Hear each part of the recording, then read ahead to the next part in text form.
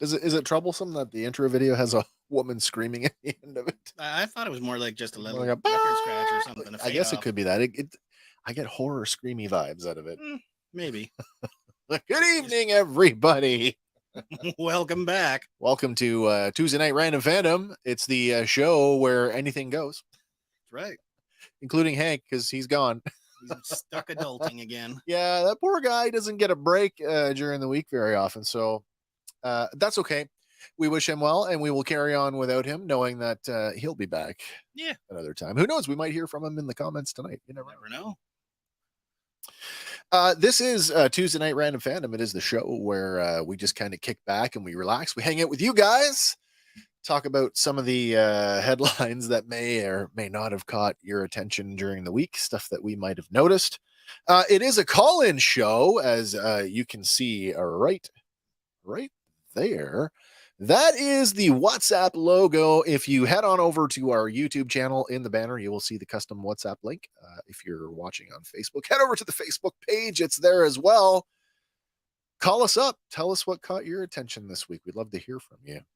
As always, the comments, the live chat is open. Please, questions, comments, criticisms, only if they're directed at this guy.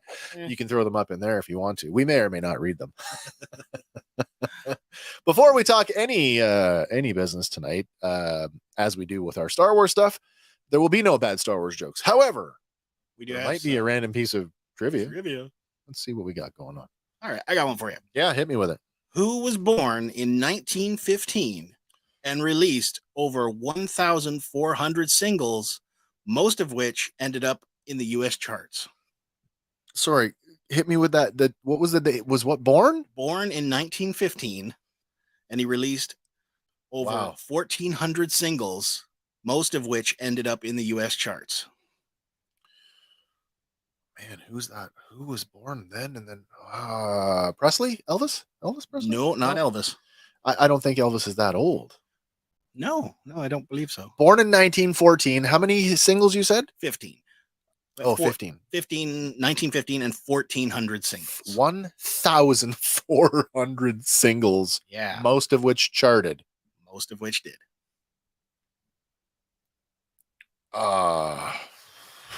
Chuck Berry? No. I'm at a loss. Well, he did it his way. It was Frank Sinatra. Oh, no way. No way. Sinatra? Yep. I never would have got that. I didn't think he had that many singles. I like Sinatra. And granted, I am not like uber duper familiar with his work, but I do like Sinatra. So no surprise when you read that. I mean, yes, surprise, because one, that's a cool fact. Yeah. Two, holy cow. I'd say let's check in with the chat, but there is none. No comments yet. The crazy thing when you do this stuff live and you never know who's going to show up, when they're going to show up, how they're going to show up. And it's all random. We didn't really market this week though, did we? Well, we put out the notice. And that's true. I mean, the usual stuff that we do. I've been feeling it this week. I've been feeling little drained. Yeah, a little bit. Last week's Star Wars had me up to, literally up to my eyeballs, to the point where I just could not. I like to brush up. I like to rewatch the episodes. I'd like to do a pass through before I come to the table to talk about it. Yeah, where I just get to sit back and refresh. I couldn't even do that. It was a heavy. It was episode. so heavy. A lot of stuff packed into it. Comment coming in from I think you know this person. I might. I think you know this person. Ray Dawes says, "Hi guys, hello." And I know this is a shared account, so I'm saying hello to both of you. So thank you for watching. Yeah, it's been a heavy week. And it has. How's it been for you? My episode was I don't know. It felt short, but it was super fast paced. But yet it wasn't a short episode per se. It wasn't really geared to be a fast paced episode either. No, it really wasn't. And of course, tomorrow we're right back into that production schedule. If you haven't been watching, shameless plug, We are covering both Star Wars: The Bad Batch and Star Wars: The Mandalorian. I mean, it's the Mandalorian is kind of it is the show that we've really built the podcast. Our show has been built around that, so for sure we are going hard on that one. But that whole production schedule starts again tomorrow morning. Because we are in the Eastern time zone and the shows don't come out until 3 a.m. Which I'm not getting up for. I'm not getting up at 3 a.m. to. I love The Mandalorian, but I ain't getting up that early. I thought about it once, for the season premiere of The Mandalorian, and I was really excited for that. And I'm like, am I that excited? This is like, if we lived on the West Coast, right, and could do like the midnight launch, I would have. But like 3 a.m., like I'm not 19 years old anymore. Like 3 a.m., that's coming home from the bar, well, like when I was in my 20s. Just stay away from the internet, you'll be fine. No spoilers. Well, listen, I'm going to kick this off. We're already on Star Wars. Let's go for it. So let me just keep that one rolling. This is just a quick one. Fans of Star Wars, animated Star Wars properties, particularly Rebels, you may be familiar, and this is a Mandalorian tie-in, by the way. You might be familiar with the character of Fen Rao. Fen Rao, of course, played by actor Kevin McKidd. Kevin McKidd played Lucius Varinus on the Rome miniseries. I don't know if did you see Rome? I never got around to it. I can loan it to you. It's pretty cool. If you liked Spartacus, you probably will like Rome. I like Gladiator. It might be a little less gory. But it's still, this very adult, and it's Ray Stevens co-stars in that. Okay. Anyway, Kevin McKidd, voice of Fen Rao, may be following in the Katie Sackhoff shoes by coming back to Star Wars in live action. So this is the character Fen Rao and Kevin McKidd who plays that character. There is a marked resemblance there. A little bit, yeah. Yeah, I think so as well. Enough that crossover seems, possible. How are they going to bring this character in? I don't know. I mean, again, this falls into characters who are in the wind at the end of Star Wars Rebels that we don't really know the fate of them. They aren't deceased by the time we get there. So could he show up in The Mandalorian, or is he going to wait till the Ahsoka show? Is it going to be a throwback? Is it going to be, a flashback or something? Who knows? Now, personally, I'm a big fan of Kevin McKidd. So if we have a chance to keep him around for any amount of time, then I am definitely all for it. So yeah, Kevin McKidd rumored to be making the leap to live action Star Wars. So there you go. We'll kick that one off. And I know in the chats, though, Hank brought up a good point. How this kind of might be a little jab at was Ashley Eckstein. To Ashley Eckstein, who played Ahsoka in her younger years, all throughout the Clone Wars and Star Wars Rebels. Yeah. I should let me just be clear. Is the voice of Ahsoka Tano in every iteration that is animated. Yeah. And even they tapped her for the voice at the end of Rise of Skywalker too. That's right. Yeah, she did get the voice cameo there. But Rosario Dawson's now locked in for Ahsoka. Now, Rosario Dawson, I guess, had been campaigning though for the role, and good for her for getting it. Now, and Hank had said, does that sting on some level for Ashley? Maybe, but if it does, and I'm not saying it doesn't, she's been very tactful and very quiet about that. Well, you don't want to upset the mouse. I mean, I don't think that Ashley is done with that character, and I think there's room. Totally. I think there is room for both of them. I mean, we talked about in one of our previous review episodes, voice actor who's done Luke Skywalker, and I mean, just sheer number of projects. This particular, I can't remember the actor's name. This guy's played like Luke Skywalker like 14 times, and I made an off the cuff remark that he's more Luke Skywalker than Mark Hamill in some regards. Just the sheer number of times that he's played the character, and you know what? That there's some truth to that. Yeah. So, is there room for more than one actor to, no, for sure, especially for the general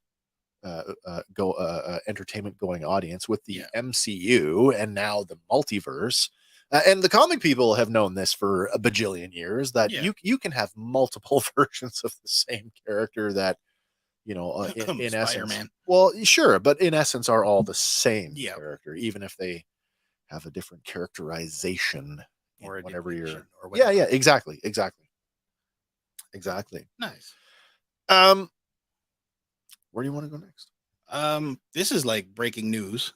Oh, this is breaking news. Breaking news. Oh, sure. And it's not exactly I wouldn't call it pop culture. It's like a crossover between politics and porn, but That's not pop culture. it gets I right in there. suppose it is. Yeah, it's almost. So apparently Donald Trump is on edge right now, and he is 100% sure that they're coming to get him, but they're not going to get him on the insurrection or the classified documents or anything. Okay. They're going to get him on paying hush money out of the taxes to adult film star Stormy Daniels. Oh, so wait. You're telling me that they've tracked the funds back to being public funds? Public tax money to shut her up before the election. Oh my. Yeah. So I shouldn't laugh at this, but no. I'm laughing on the inside. But yeah, like they're not getting him on the other stuff. They're going to get him through the door Of all the things that he has been accused of, and that's what they're going to get him on. Yeah. That's interesting. Well, what did Hank say? They got they got Al Capone on tax evasion, right? So whatever gets them into the courts. Follow the money. Yeah. There it is, right? Yeah. Interesting. I wonder if she'll have any comment on that. Oh, she'll probably be called to the witness stand. I'm sure that. Wow. They're going to get him on hush money. Isn't that something? And the guy's got, a standing president who never took a salary because he didn't need to. He didn't take a salary. Claimed he didn't need to. Why didn't he just pay her out of his own pocket? Exactly. Okay. Because his companies were flailing. Well, again? Again? Which one? Who knows? We got another one here in the legal battles, though. I find this one kind of funny. Oh, okay. A man is suing Buffalo Wild Wings because he didn't realize that their boneless wings aren't actually chicken wings. Oh, wow. You just pulled that that's our local news, by the way. This is our local news. Yeah. The Czechs news here. Well, it is a global affiliate. So, I mean, if you're watching in Canada, then, global news. Yeah. Unspecified damages in adjunctive relief, restitution, declaratory relief, and all other remedies the court deems appropriate because the boneless chicken wings aren't actually wings. I mean, whenever I go to a wing house, I always opt for the boneless because you get more meat. But the first time I ordered, and I think maybe a handful of times in my life, like 2 or 3, have I ordered the boneless chicken wings. But I don't know.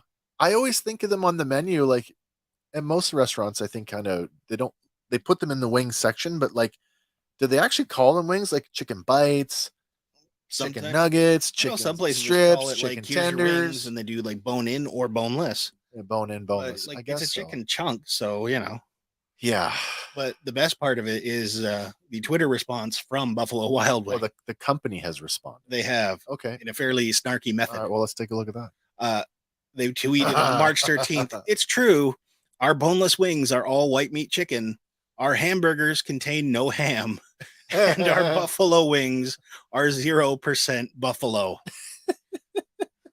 So that's got 564,000 impressions, and at the time that you grabbed that, had over 1,000 retweets. That's funny. That's hilarious. Not bad for a wing house. That's great. Buffalo. There's no buffalo in our wings.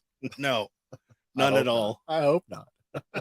There might be some BS in that lawsuit, though. Maybe. Well, how damaged could you be to find out that it wasn't a wing? I mean, it's still a chicken product. What was the other restaurant thing we were talking about earlier today? Oh, the Tim Hortons one. Yeah. So, anybody who lives in Canada and I guess the northern United States where Timmy's are prevalent, there's a new lawsuit against Tim Hortons. I guess it's been in the works for something like 10 months, but it's finally coming to the court system. Okay. An elderly woman got a tea, scalding hot tea, through the drive-thru and left the place and then proceeded to pick the cup up, and it was warm enough that it collapsed. A little softer on the sides, maybe. Yeah, and spilled all over her, burning her, and she's suing now because she wants better cups. But in her own admission, she's like, I'm the one that spilled it on me. And their position is like, look, there's fine print all over the cups. You know it's hot. Right. And So when we delivered it to you, you were safe. didn't we go through this once already with the McDonald's thing? I think we did. And I know the McDonald's case was kind of I guess in legal terms, would that be considered a landmark case? Maybe. I'm pretty sure he did it in store, though. The McDonald's guy. I know that at the time, whoever it was, that they did win their case, and or they got a settlement from their case, which could set. But that sparked part of this whole, like, now every packaging, fast food packaging, has every freaking label warning. You could, it's hot, don't do it. All the fast food places kind of like took a note from that and went, oh, okay, we better not do that. Yeah. Including Tim Hortons. Because really, that's their main thing, right? Selling hot liquid. Hot beverages and baked goods. Yep. Wow. I don't know how you're going to get through that one. Food lawsuits. And that's like at a terrible time for Tim Hortons, right?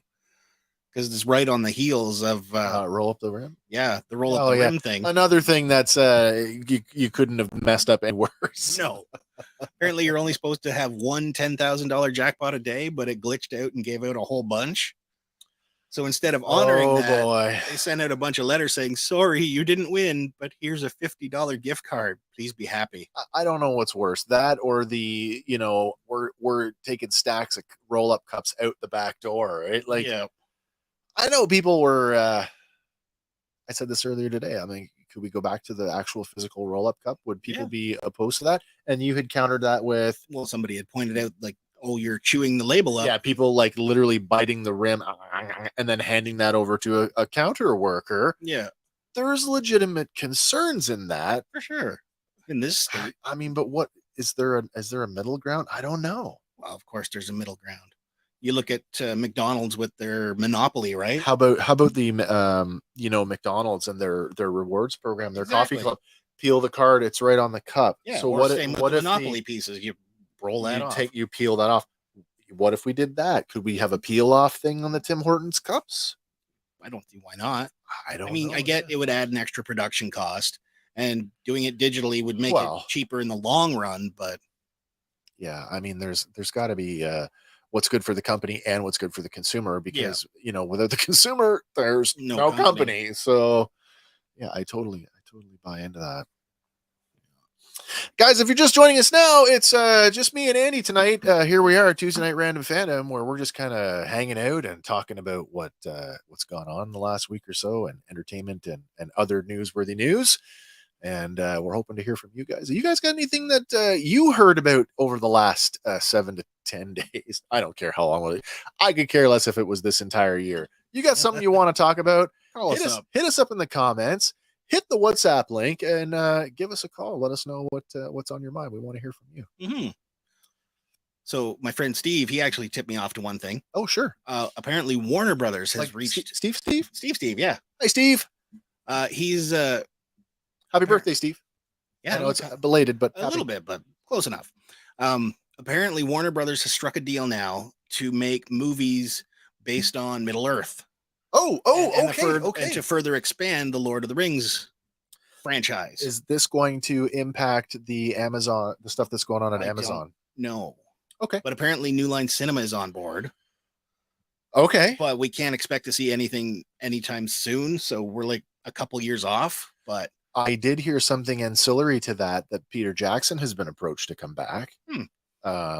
Whether there's any truth to that, I don't know. It'd be good to bring him back, just to keep the same kind of flavor. Certainly he was passionate about it. I know there was some issues with the Hobbit films, particularly how much material was in the Hobbit. How do you turn that into a trilogy, and then getting forced to shoehorn in a love story that wasn't ever there. I know the last movie gets kind of like derided for being basically a 2-hour battle that tries to reconcile everything. That doesn't necessarily do that very well. No, but I still was entertained by them. Yeah, it was a good movie. Yeah, but we'll see. Maybe we'll see the post Middle Earth or post Frodo Middle Earth. Is that what they're going to do though? Are they going to go possibility? So post Lord of the Rings stories. or they could go back and do like pre. So I'm not There's a lot super untouched. versed. Yeah, I'm not super versed in the Tolkien lore. I know there's a ton of like sort of, I guess, essays and sort of the world building stuff that he did outside of those books. Were there actual novels after Lord of the Rings? I don't think so, but there was like the Silmarillion. The Silmarillion, which Amazon did not have rights to. No, so they're unfortunately. pardon the pun, given the last story, but they're winging it. I guess that's what you'd say. They're winging it, I guess. But not buffalo wings. No, they're not buffalo winging it. No buffalo in it. Although some people would say that the Rings of Power is kind of boneless. A little bit. Man, this joke just keeps going. I didn't even intend for that to happen. Oops. But yeah, I'm some people are calling, why not just do a Tom Bombadil film? So I've said, I don't know if I've said this in front of an audience before, but I have tried to read The Lord of the Rings no less than 3 times. And every time I do, I get to we're 200 pages in and we're still in the Shire. And who is this Tom Bombadil guy that's singing and dancing? Like, I saw the films and then I'm like, I should read this book. And I'm like, no, I can't. It's a slog. The first one, it does bog down really hard during the whole council of what do we do with it. But different people have said, no. Like, you could probably just skip to the Prancing Pony and start there. And I'm like, but that's not how you read a book. No, you gotta start page 1. Yep. Yeah. Interesting. I don't know. What do you guys think? Lord of the Rings potentially coming back to theaters. New Lord of the Rings, I should say. Yeah, I'd be for it. I'm in. Yeah, I'm in. So also this weekend was the Toronto ComicCon. Did not go. No, me neither. I did not go, and there were I saw some photos from a panel that I wished I was able to sit on. The large portion of the cast from The Boys was there over the weekend, and it looked like a pretty cool panel. Yeah, that's not all who was there though. No, hit me with it. I know we're not a Star Wars show, but somebody special stopped by the 501st booth. Hit me with it. Emily Swallow, the armorer herself. Hiding where? She's right above Boba Fett in the middle there. Right above Boba in Riding the on middle. Oh, there she is. She stopped by to check out like all their, sure setups. And now the question is, where's Paul? Good question. Right? I mean, after that casting announcement came out, sorry, not to take away from Emily, because she's awesome. But in hindsight, you know how many times I've been to convention and I've walked and I've had a conversation with Paul, not knowing that he was an actor, just that he was some dude in a Rebel pilot uniform. I'm like, oh, cool. Nice. Yeah. Super nice guy. Yeah, I guess she took time out to ride the speeder, and they had a blast away a 501st guard. And but that's so they do that almost every show they go to. Yeah. I think that's pretty cool though. Shoot a trooper, or Nerf blaster a trooper. Yeah, yeah, that's pretty cool that she would stop by there. Well, she looks like she's having a good time. And technically, if you don't know her face outside of the show, that's true. Unless you go to a Supernatural convention, then they're all over her. Well, and I'm not a Supernatural fan, so I would never would have picked up on that. I am, but it's over now. Except the Winchesters, I guess that's still going. Winchesters spinoff, right? Yeah, it's parents. Yeah, it's the story of how they got together and sure, eventually marry. Yeah. Because once they have kids, it's all over for them. Interesting. Wow, I guess so. Yeah. Didn't Jeffrey Dean Morgan play one of the yeah, he came back to play the father. Yeah. Okay. I was aware of that, but I've never watched a full episode, so I wouldn't know. It's worth a watch if you like that stuff. Shazam! Fury of the Gods, #1 movie at the box office this past weekend, not performing the way DC and Warner would have liked it to. No. That being said, is it their fault? What, the studio's fault? Yeah, of course it is. Of course it's the studio's fault. They don't know how to rein their actors in check. Well, that we can talk about that too. I saw the first Shazam, loved it, but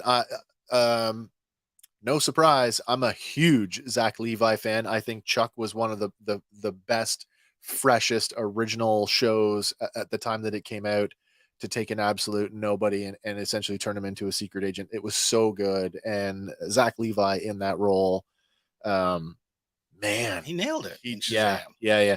So coming over to Shazam, I feel like a lot of his antics and that portrayal of Chuck really played into how he plays Shazam, Captain Marvel, I should say. Mhm. So DC's Captain Marvel. fast forward now, it's what, 2023. So first Shazam was what, 2019, I think. Yeah, 2019. it was before the pandemic. And it's good. I don't know if it deserves a super ton of criticism. There's some interesting choices, especially at the end with the mid-credit scene. That's kind of a head scratcher. Like, Yeah. what? What's going on there? But otherwise, Well, they were ready to tie everything together. They were right, on their way, but right. And so my understanding is the mid-credit scene is a recycling of ideas, but it's a character swap, and it just sends the wrong message.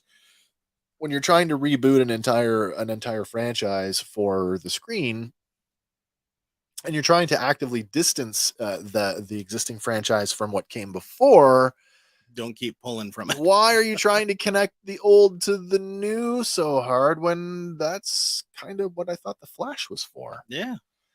Interesting stuff. Anyway, good movie. Do go see it. Asher Angel, still okay. He doesn't get to be the lighthearted kid that he got to be in the first movie. He kind of carries all the heavy parts. Well, they're growing up. And whereas Zach just gets to be all Chuck all the time. Didn't take me out of it. I still liked it, but would have liked to have seen Asher get to be a little bit more, a little less. I need to grow up right now. No, man, you don't. You just be who you are. Just be a kid. Yeah. But still, it's pretty cool. And Helen Mirren is awesome to watch all the time. And you know what? Lucy Liu's okay. She's okay. Just okay. Yeah, she was just okay. Yeah. Overall, movie's good. I think IGN gave it like I think they give it a 7 out of 10. And I kind of, yeah, it kind of falls in the same range for me too. Probably a 7 lightning bolts or something. Seven wizard staff. 7 angry wizards. Speaking of the wizard, have you been following what's going on? He actually Jimon Honshu talking about how he feels like he's been grossly I don't want to say abused, but he made the statement where he's never felt fairly compensated. Really? Yep. That it's always been a fight for him, and he's like, and it is what it is, and I'll keep doing what I'm doing, but yeah, you should know. I felt like I've never been fairly compensated compared to other actors, especially after he was an Academy Award nominee. Yeah.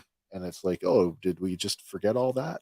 Am I just I'm the go-to guy? And he made another comment about like, we really can't afford to pay you, but we think you'd be so good for this. And of course, as an actor, you make certain choices based on things you want to do that maybe aren't necessarily financially driven.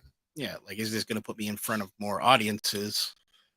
Right, thinking that that's going to lead to more projects and so on and so forth.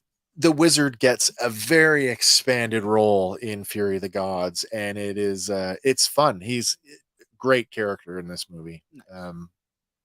Really, really good. Yeah. Now is that the same guy that played Korath? Yeah, in Guardians? Yeah. Okay. It's one of the few actors that's in both super franchises, I guess. Able to cross over. Yeah. Speaking of crossover franchises, sure. Apparently we've got a release date for the new Ghostbusters. Oh. Apparently it's December 20th, 2023, I believe. This year? Yeah. Well, then that tells me that they're way further ahead on that than I thought they were. They've even released a synopsis for it. Do you know what it is? We can pull it up. We can pull that up. You know what? I'll pull it up for you. Or you got it. Let's see here. You got it. Right. So how about that Hush Money? Got to get him on something. Yeah, you really do. Where is it here? U2 had a new record come out this week. Ooh. Yeah, it's like a 4-disc. It's basically they've gone back through their catalog and they've rearranged something like 40 or 50 songs in a more stripped down arrangement. It's quite good. Ties in with their they have a documentary right now on Disney Plus called A Homecoming of Sorts, where it's Bono and the Edge getting interviewed by David Letterman, and interspersed with some musical performances and some touristy stuff around Dublin. So it's pretty cool. Nice. Oh, come on, where are you? You popped up earlier. Anybody out there got the synopsis for Ghostbusters? Don't want to throw it up in the comments.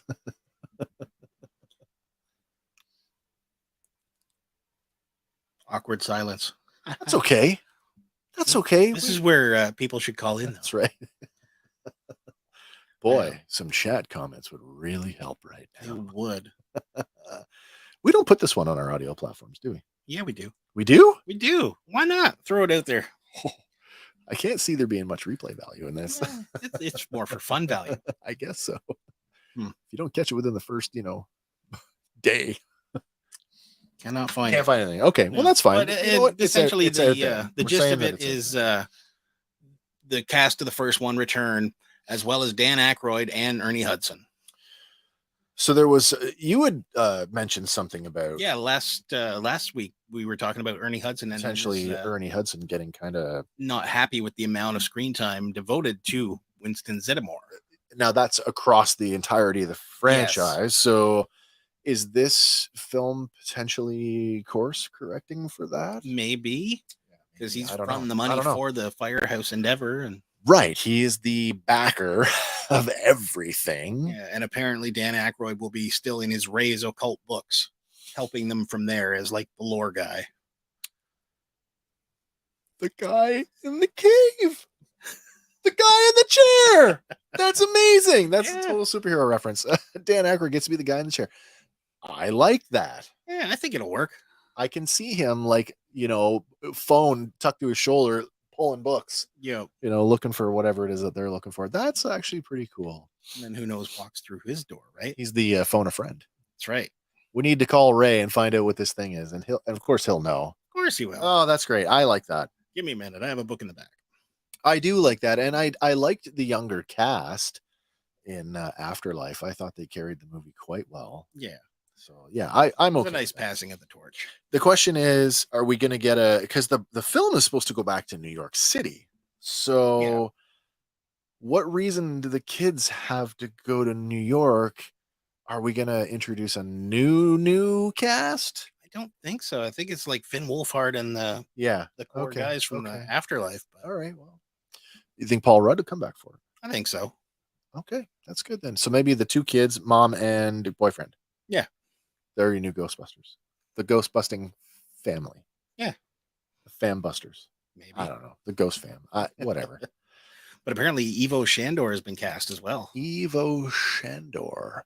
Where do I know that name from? Well, he's the dude that built the original hotel. He was a Gozer worshiper. Okay. And then he's also the dude that was the Ivo Shandor mine. Yeah. In Afterlife. Oh, okay. Yeah. Oh, okay. So we're actually going to see a. So we are really leaning into the lore established in the first film. Yeah. Interesting that there's enough there to keep pulling from. Yeah. With the threat of the gateway being now eliminated. Yeah. Do they recover all of the proton packs that were maybe in the mountain? Maybe. Or in the mine, I should say. Well, I don't know. Saves them having to rebuild them. I don't know. I mean, yeah, I guess so. Yeah. Cool. Either way, I'll be watching it. Yeah. Well, I'm not going to lie. It's been a thin week for a little bit. Yeah. A thin week for news. And I've been, like I said, I've been so this week or this last couple of days anyway. So Where are we at right now? 35 minutes. Hey, that was the original goal time. 35. Yeah, all we want to do is fill half an hour, 45 minutes. Just hang out and Chit chat about stuff. Chit chat. What else is new? Literally without going into oh my god, and there's so many headlines that come across your like say your news feed today. That's I already read that. What else we got? I'm sure I'll have something here in a second. Oh, we got a ton of new Origins and Masterverse releases. I don't know if you had a chance to look at some of those. I saw a couple of those today. Yeah, there was some good ones. Some stuff I don't really care for. It was like looked like an Origins, like a glow in the dark Skelecon, I guess. Yeah, something good for army building. 3 what I assume are Sunman figures that I have no connection to, so never heard of them. Means nothing to me. But Masterverse figures, new Merman, which apparently is the old Merman with new armor and sword, which is kind of like what they did with Beastman. His first release, he was just in his little. And then they did the new Eternia version. Yeah. Which, okay. We get new Faker with a pink battle harness and purple sword. New web store, which looks heavily inspired. The stuff that they did with 2000X, where suddenly web store was given additional spider legs. They've kept that aesthetic. Only now, instead of having the harness, instead of having the battle harness have the grapple hook is now like an ascension gun. In the rifle. That's okay. I'm okay with that. We get a new what did we say? It was looked like an Origins flocked Mossman. With that angry face. That head looks a lot like the Mythic Legions, the Lords of Power Beast Man. More of that kind of gruesome more look. Angry. But you wouldn't figure Mossman was always angry. No, because he was like all chill in the forest. Yeah, what else we got? We got a Clawful coming, a Clamp Champ, Whiplash, and a Whiplash. Yeah. For the first time, Whiplash does not look like he's got the big underbite. I mean, he's still got the underbite, but he doesn't look like a goofball, like a goon. Like he has in previous iterations. I don't know. I like the 2000X version of him. He was chunky. The 2000X version tried to. It was a good pairing for him. Sure, but they took again, that big underbite with that goofy block chin cartoon. They toned that down and tried to make him look a little bit more sinister, fearsome. Yeah. And I think the Masterverse one strikes a balance between the fierceness and the original, the underbite. Yeah. What else going on in toy news? Guys over at Raw Man Toy just made showed off more of their Happy Halloween project, which is essentially a 1/12 scale Dodge Charger. For those of you who are into Marvel Legends and were disappointed in the Engine of Vengeance. Did it get made? Did it? I don't know. Yeah, I guess it did. But I think they're trying to do one at a lower price point. Just as a I don't want to say they're thumbing their nose at Hasbro, but it kind of looks that way. Like, oh, we can do that for way less. But they are also offering some options. Nice. Like if you don't want the Happy Halloween car in black with the flaming wheels, you can opt for it in blaze orange with a certain sticker pack. And as of last night, they just showed off new wheels to match that blaze orange Charger. So it may rise again. It may. It may. If you know what I mean. Mm-hmm. Yeah. Boss Hog does. Coo, coo, coo. Oh, man. Get after them Duke boys. Yeah. And earlier this week, a friend of ours, a friend of mine, well, you've met him now, our friend from Belleville. Yeah. Toy hunting for me and showed me that it looks like the first wave of the new Playmates 3 3/4 Star Trek figures are hitting Canadian Toys R Us. So watch out for those. It looks like wave 1 is what Picard, Riker, and then there's 3 more that are Star Trek 2, Spock, Kirk, and Khan. Khan. Yeah. So needless to say, those ones are coming here to go in Kim's, my wife's collection. She likes those. Well, yeah. I'm a ship guy. I need more ships. Where Diamond Select Toys is my Enterprise C. Speaking of where are toys, where is my Johnny 5? I want my Johnny We 5. were talking about that earlier today. We were. Yeah, Like, yeah. and there's a franchise that could easily do a reboot without the brown face makeup. Oh, yeah. We don't need to. No, to there's do that enough anymore. talented folk out there that For sure there are. Yeah, absolutely. We talked about another thing. I agree with you. Where are the Johnny 5 toys? Is that not marketable in today's what nostalgia sells? You wouldn't even have to update him for the movie. Just use the old one and that's right. New voice. Yeah. So that leads me to what we were talking about earlier today. For those of you out there watching, whether you're watching live or whether you're watching in the replay, it might be time for another round of Fantasy Cast. Maybe. And if we do, send us your ideas, whether it's a film or a television series. If you were to reboot a film or television series, what film or TV series would you reboot? And we'll take a go at it, and we'll fantasy cast that show or movie, and we'll present it on a future episode of Random Fandom. There we go. That'll be fun. Maybe we can get some special guests for that one. Ooh. We did special guests before when we did the Robotech live action film. Well, we did a special guest too with the Masters of the Universe. We did that as well. No special guest for the Back to the Future one though. No, and we were treading sacred ground there, so yeah, we don't want any outrage if be all directed at us. Well, man, what do you think? You think we've run the course? We've randomed. We've random for a while. Not as filling tonight as I thought we might be, but that's okay. They're not always going to be jam packed, and like I said, they'll always be packed with goodness. We do our best. We do our best to show up and make sure that we're here for you guys. It's for the 3 or 4 or 5 of you that have been watching tonight. That's it's not lost on us that there are other things you could be doing, so that you've chosen to hang out with us. Thank you. Couldn't thank you enough for that, and we really do appreciate that. As always, I would say if you're inclined, these are all the places way over here where you can find us. And there's a couple different ways. I mean, obviously, watching the show is a heartfelt. That's the best thing you can do for us. We are trying to grow our YouTube channel. So if you are not already watching us on YouTube, I would highly encourage and would really appreciate if you guys went over to the Fandom Power Podcast on YouTube, like the channel or subscribe to the channel. And and sorry, I have to put this one up. I got to put this one up. Ray says, wouldn't be anywhere else. Thank you very much. Really appreciate that. We do appreciate that. And then I always ask, at the very least, it costs nothing. Give a thumbs up to the video, throw an emoji. If you don't want to leave a comment because, it's fine. You're just not into making comments.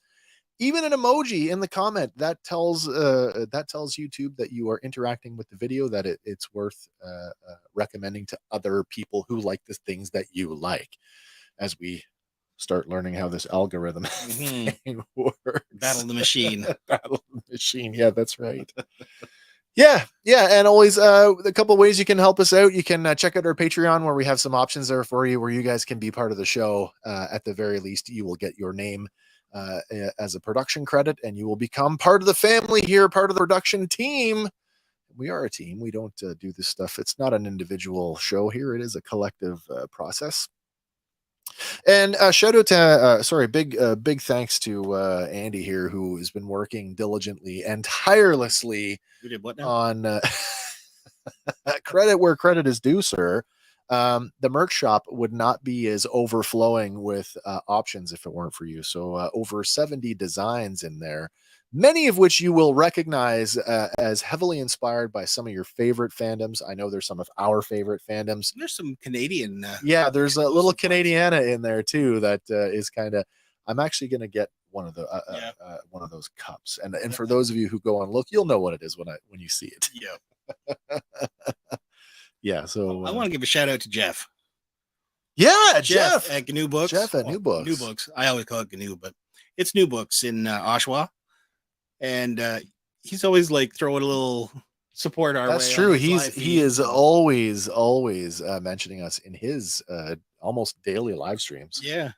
For New Books for the store. And Free Comic Book Day is coming. It's going to be Yeah. here sooner than later.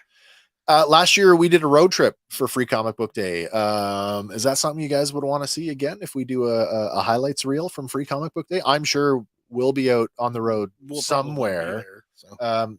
At the very least, I know you will definitely be out because that's your Christmas. It is my Christmas. That's your Christmas. And it was fun. It was fun to go and hang out and talk to people. Who knows? Maybe we'll do like a one-stop permanent setup or something. Maybe we can do something live. Yeah, maybe. Free Comic Book Day. I don't know if he's got the internet for it. We can try. Maybe we can try and do a live stream on location. That'd be interesting. Yeah, but he's at 1120 Simcoe Street North in Oshawa. That's right. So if you're passing through there, definitely stop in. Yeah, I can't even tell you what the other landmarks are there. There's a Pizza on the other end of the mall. New Books. GNU Books. You can't miss it. Big yellow and blue sign. Yeah. GNU brightly Books. colored. Yeah, very brightly colored. Lots of posters in the window of various Marvel and DC properties. Yeah. Books. And also a very large used bookstore. So I mean, if you're a fan of literature of all kinds, he's got you pretty much covered in there. Yeah, with a ton of stuff. Like action figures, comic books, Funko Pops, your customizable card games, sports cards. For the gem collectors, they got stones as well. Yeah, that's right. Yeah, so much to see. A little bit of that. Well, guys, I think we've pretty much run the course for tonight. Yeah, I think so. I think so too. It was a light night, and it was also a light week in pop culture news. Yeah. Although I'm sure we could have. I'm sure all hell will break loose tomorrow with the new Mandalorian. Tomorrow morning, as we go right back into our Star Wars production schedule with what is rumored to be the shortest episode of the series. What? It might be the most impactful one. It may be. I had said a couple of weeks ago when we first heard the title was going to be The Foundling, I had said that, it's going to be a story about Ragnar. Yeah, the newest foundling. The kid from the first episode. Yeah. There are some other folks out on the internet that have some deciding factors. So yeah, and then we found out that this is the first episode co-written by Dave Filoni, so it's almost certainly a Grogu-centric episode. Wow, they did put it in the trailer that we're going to see something of that night. Yeah. Is this the one where we're going to find out how we get out of the temple? It may well be. It may be, and that could be very divisive. Depending who did it. I guess it really depends on Mace Windu. Well, so that's it. I mean, everybody has their sort of in the back of their brain, this is who they want it to be. This is what they want to see happen. And some people are going to be happy and some people are going to be disappointed. Yep. Or it could be out of left field and it's somebody we've never met before.